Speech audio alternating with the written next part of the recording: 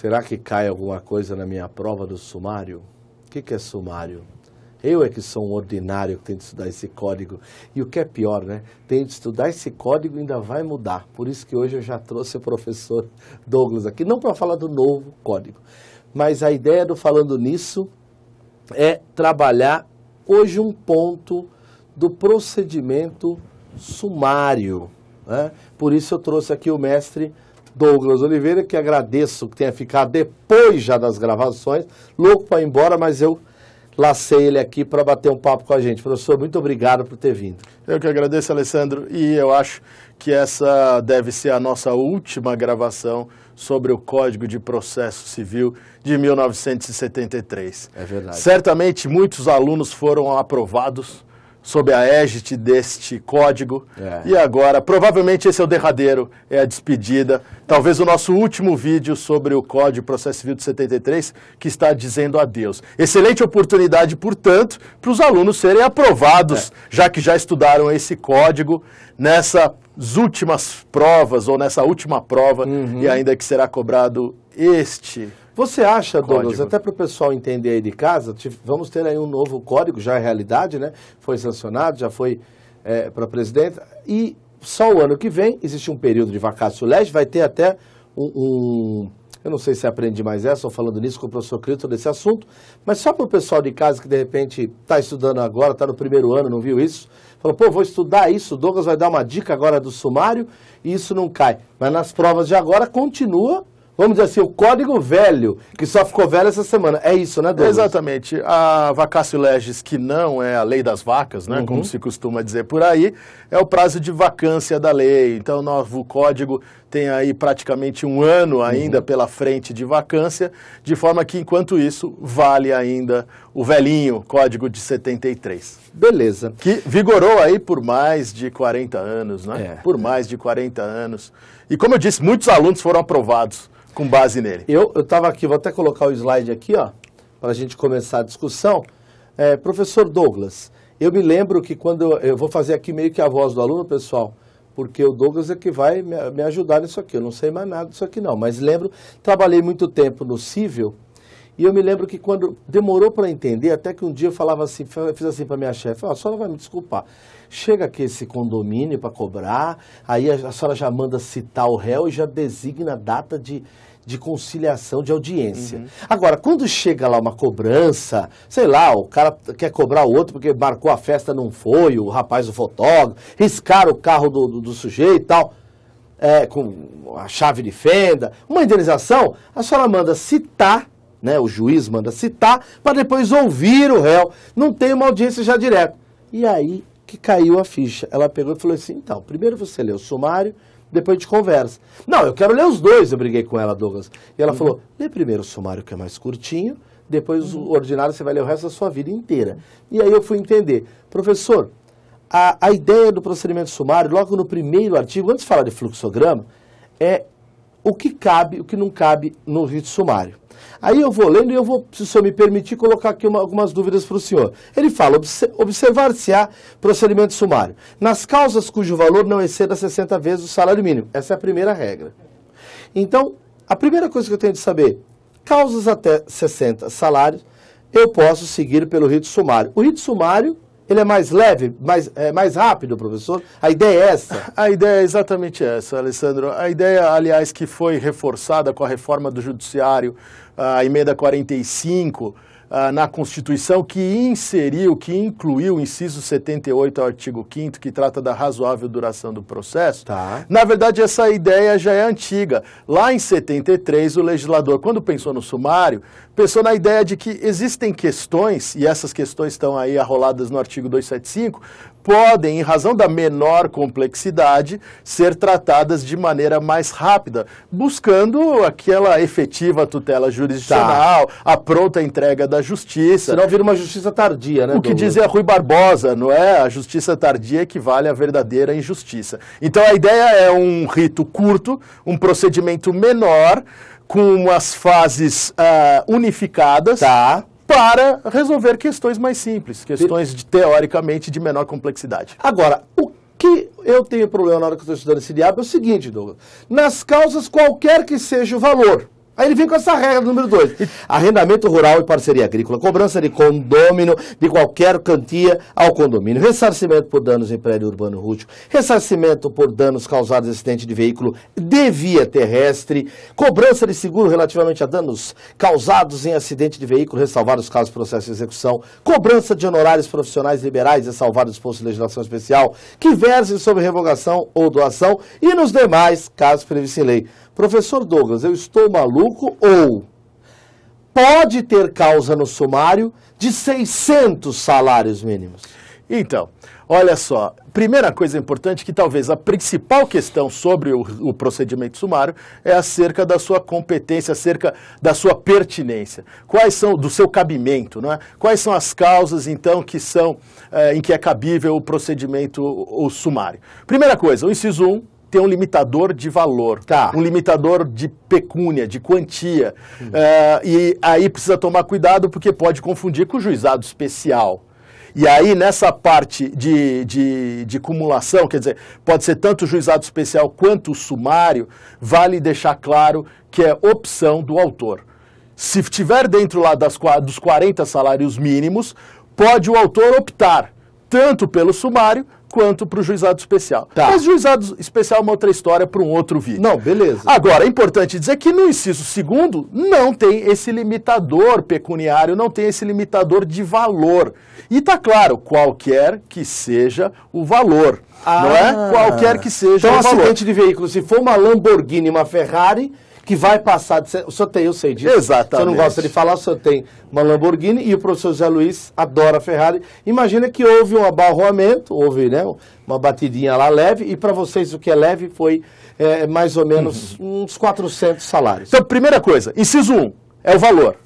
A definição em razão do valor da quantia 60 vezes o salário mínimo. No inciso 2º e nas alíneas, no inciso 2º e nas alíneas, independe do valor, mas depende das matérias tratadas dos assuntos. Olha só, a linha A, arrendamento rural e parceria agrícola. Precisa ter isso em mente e vale lembrar que esse tipo de negócio é regulado em legislação específica. A linha B tem uma pegadinha aí, oculta, fantástica, de cobrança ao condômino. Então, se for de cobranças ao condomínio, já não cabe sumário. O sumário na linha B é de cobrança ao condômino. Cobrança ao condomínio já não cabe. Desculpe, professor Douglas. Agora o papo ficou maluco. Não, eu trabalhei muitos anos, eu todo dia chegava na minha mesa, pelo menos 10 ações do condomínio cobrando o condômino. Então, eu fazia sumário, tá certo. O condomínio cobrando o condômino. E não o contrário. Pô, isso aí é perigosíssimo. Perigosíssimo. E vocês sabem, essas organizadoras que a gente não precisa falar o nome, nossa, adoram trocar. Se essa aí cair, o cara te vê na rua, te dá um abraço, te joga no chão. Não, e não é só essa, tem mais. Vamos para a próxima, a linha C. Ressarcimento por danos em prédio urbano rústico. Ressarcimento por danos em prédio. E não vale nenhuma outra coisa. Urbano ou rústico. Mas vamos para a próxima. Olha a linha D, está ainda aí. Ressarcimento por danos causados em acidente de via terrestre. Não é aéreo, não é marítimo. Aliás, se a gente pensar que um acidente aéreo seria julgado pelo procedimento sumário, porque é simples, porque é corriqueiro, realmente não tem o menor cabimento. Se o sujeito for malvado, ele acaba com o cara na hora da prova, né?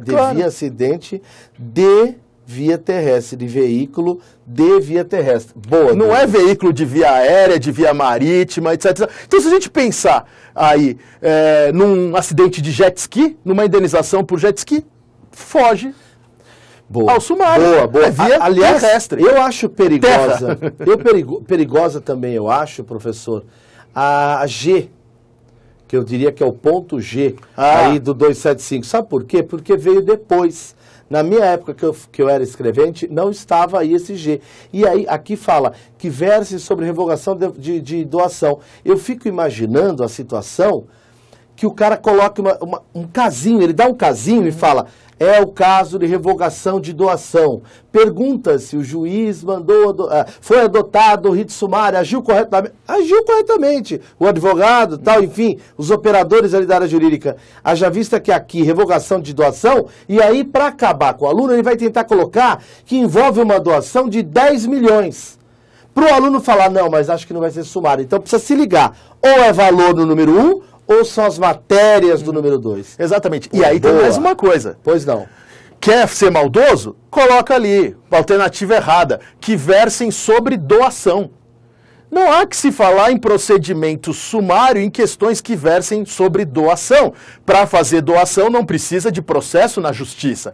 Para fazer doação existem outros instrumentos extrajudiciais. Você precisa da justiça para revogar a doação já praticada e em virtude de um arrependimento, seja por indignidade, seja pela aquela deserdação, né, pelo indigno ou pelo falso motivo. Ou seja, o Código traz as causas em que é possível o arrependimento da doação e postular, então, a revogação de doação.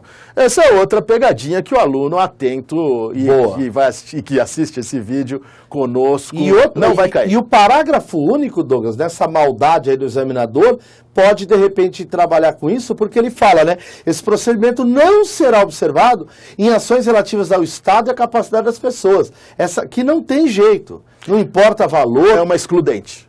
É uma excludente absoluta. Tá. E aí vale lembrar, gente, que capacidade tem a ver com a capacidade, aqui a capacidade jurídica, né? As pessoas normalmente aos 18 anos adquirem a capacidade plena. Normalmente, por quê? Porque a incapacidade decorre da idade, mas também de uma enfermidade mental, por exemplo. E aí, se é para discutir a capacidade, vai ter que ter laudo do perito médico, que vai analisar a capacidade de compreensão da pessoa, para definir ou não a capacidade, ou seja, questão complexa que foge ao cabimento do sumário. E questão de Estado, pouca gente sabe de Estado, né? Mas Estado é só ir fazer, preencher aqueles antigos fichários, né? Aquelas fichas de financiamento da Casas Bahia, que a gente não presta atenção, e aí, se você lembrar, vai matar. A pessoa não te pergunta qual é o Estado Civil? Sei. Então, Estado Civil é esse exatamente Estado aí do parágrafo único. Estado é a maneira de individualizar a pessoa na sociedade. Um dos estados é o civil, é o mais conhecido. Mas também existe o Estado político, se o sujeito é brasileiro ou é estrangeiro. Existe o Estado familiar. Então, um processo de separação litigiosa, um processo de separação, de divórcio litigioso, com imputação de culpa ao dos cônjuges, seja por traição, adultério, etc. e tal, evidentemente foge também ao cabimento do procedimento sumário pela complexidade inerente aí à lavação de roupa, enfim. Não, excelente, adorei. Professor, eu só queria um pouquinho, só resumindo, juro. O que eu mais... Vamos passar ali só nos 2275, que essa é a questão clássica de concurso. A linha E. Cobrança de seguro relativamente aos danos causados em acidente de veículo. Aqui ele não fala, né? Ele só fala veículo, vírgula. Ressalvados aos casos de processo de execução. Por quê? O procedimento sumário tem como fim colimado a obtenção de uma sentença favorável. Se o sujeito já tem um título executivo, ele pode executar direto. E, por fim, a letra F tem a exceção do disposto em legislação especial, como, por exemplo, o Estatuto da OAB, que trata da cobrança dos honorários dos advogados. Tá. Professor, em linhas gerais, não é uma aula como o professor trabalha no curso e tal, um bate-papo que eu resolvi, falei, professor, posso fazer a voz do aluno? Vamos lá. No ordinário, eu não tenho de juntar rol de testemunhas. Tem um momento para fazer isso. Eu não tenho de, se for fazer perícia, já colocar aqui no sumário, então, a coisa é diferente. Porque como eu estou lendo que o juiz designará a audiência de conciliação a ser realizada no prazo de 30 dias, citando-se o réu com antecedência mínima de 10, sob a advertência do parágrafo 2º desse artigo, determinando o comparecimento das partes. Então, pelo que eu estou entendendo, ao receber, além de já mandar citar, como ocorre no ordinário, aqui já tem uma audiência. E a coisa como é que se fala? Concentrada. Concentrada, exatamente. A concentração que existe concentração aqui. De atos. Tem que apresentar o rol de testemunhas porque já vai ser marcada a audiência. Tem que apresentar os quesitos e indicar o assistente técnico porque imediatamente será analisada aí a necessidade de realização de prova pericial. E a gente pode ir dando uma passada aí nos demais artigos. Isso não acontece, professor, no rito... No ordinário. Não, no rito ordinário tem o prazo para apresentação do rol de testemunhas, no rito ordinário tem o prazo para indicação de assistentes técnicos e formulação de quesitos. Eu até coloquei que o senhor colocou na sua aula, eu peguei da tua aula. No ordinário, incumbe às partes no prazo que o juiz fixará, designar a data da audiência e depositar em cartório o rol, precisando do nome e tal. Omitindo o juiz... será apresentado em 10 dias antes da audiência. Inclusive, está aí, aproveitando isso, seja uma pegadinha clássica de concurso. Qual é o prazo para apresentação do rol de testemunhas no procedimento ordinário, no rito comum? Eu vou falar, eu vou cair. Aline, 10 dias. Sempre? De 10 dias antes da audiência? Não, não é sempre. Não é. Na verdade, o prazo é aquele fixado pelo juiz. E muita gente aí talvez vai lembrar do artigo 185 do CPC, que tem o mesmo problema de pegadinha. Qual é o problema da pegadinha do artigo 185? Diz lá assim, se a lei não fixar prazo legal e tampouco o juiz assinalar prazo judicial, o prazo então será de 5 dias. Boa. Na verdade, se a lei não fixa, se não há prazo legal para determinado ato, o juiz deverá fixá-lo tendo em vista a complexidade da causa. E somente se, então, o juiz não assinalar o prazo, é que ele será de 5 dias. É outra pegadinha no mesmo estilo, da mesma natureza, tanto aí o artigo 461 quanto o artigo 185 tem a mesma questão. Tá, maravilha? Agora, beleza. Vamos analisar a questão do artigo 277. O juiz, lembrando, aproveitando aqui, falar de normas da corregedoria, o prazo para autuação da petição é de 24 horas. Aproveitando normas e processo, o prazo para o serventuário encaminhar os autos à conclusão é de 24 horas. Prazo para o juiz despachar, 24 horas. Aliás, para o juiz despachar são 2 dias, não é? E para decidir 10.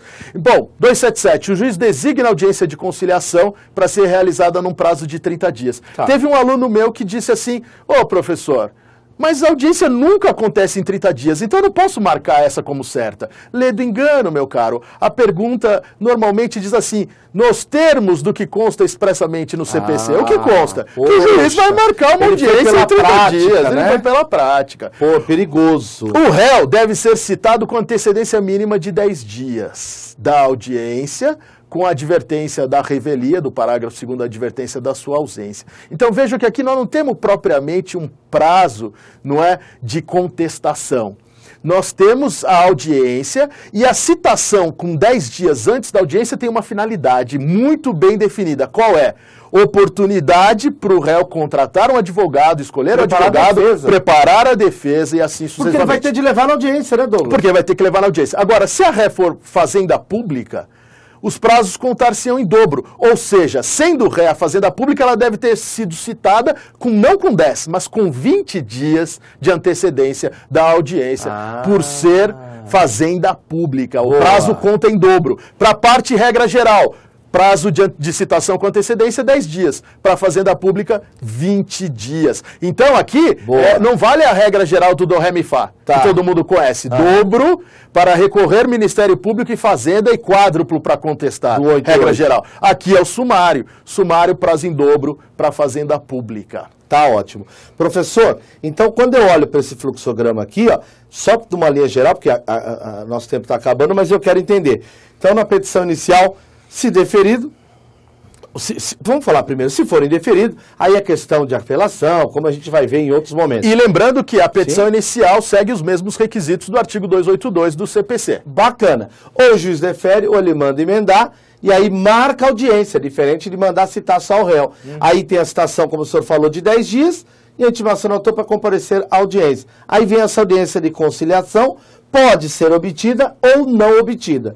Se obtida, lavra-se termo, um abraço. Agora, uma coisa que me chamou a atenção, professor, pode haver a conversão em procedimento ordinário. Claro, né? claro. Que faz o 277. Eu vou terminar com esse detalhe aqui do parágrafo 4 que me chamou a atenção. O juiz na audiência decide de plano, impugnação de valor da causa, controvérsia sobre a natureza da demanda. Determinando, se for o caso, a conversão do procedimento sumário em ordinário. Então é possível que algo comece como sumário e posteriormente siga no ordinário. Exemplo.